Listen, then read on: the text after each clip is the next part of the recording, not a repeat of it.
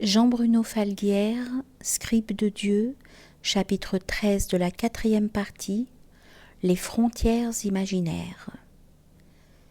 Si nous ne voyons pas que l'amour est un, alors nous n'aimons pas. Nous sélectionnons. Nous sélectionnons les objets et les sujets de notre amour. Et une fois de plus, nous morcelons le monde. Il n'y a aucun amour sécable. Et sélectionner l'objet ou le sujet de notre amour revient à manifester une préférence. Préférer n'est pas aimer. Sélectionner n'est pas aimer. Morceler et séparer n'est pas aimer. Aimer consiste à accueillir la vie sous toutes ses formes sans la moindre distinction. Chaque forme est une manifestation de l'amour et non une distinction de l'amour. En l'amour, il n'y a aucune distinction. Il y a l'essence multiforme de Dieu. Mais l'amour et Dieu, qui sont une seule et même présence, restent un. Toutes les discriminations, qu'elles soient mentales, intellectuelles ou émotionnelles, s'enracinent dans une vision duelle, partagée entre la peur et le besoin qu'a l'ego de s'affirmer.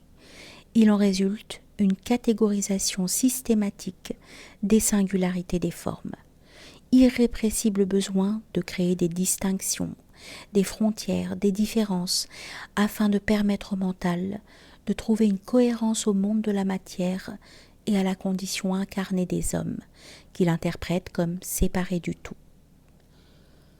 Cette illusion d'une incarnation humaine séparée de son origine, perdue dans l'infinité de l'univers, est à l'origine d'une vision morcelée, non seulement de notre environnement matériel, physique, mais aussi humain et psychologique. D'ailleurs, notre soi-disant science psychologique ne serait-elle pas une science virtuelle du morcellement ? Nous cédons avec facilité à une version idéaliste de l'amour qui a tôt fait de nous conduire à élaborer une nouvelle idéologie. En revanche, en m'abandonnant à la force, à la connaissance, à la conscience et à la hauteur spirituelle de Sidi Hamza, j'ai épousé le chemin de l'unicité. Je me suis mariée avec la magie de l'amour, avec cette force inestimable qui fonde toutes les vies à l'aune de la miséricorde pour en faire de la lumière. Dieu est un. L'amour est un. Sidi Hamza et moi-même sommes un pour l'éternité. L'éternité est une. Tous les hommes voués à l'amour sont un, quelle que soit leur religion, leurs croyances, leurs idées. Ma rencontre avec Sidi Hamza n'est pas la rencontre avec une religion ou une confession. Ma rencontre avec Sidi Hamza est la rencontre avec la conscience lumineuse d'un maître spirituel et par voie d'enseignement avec la connaissance à jamais une de Dieu et de l'amour.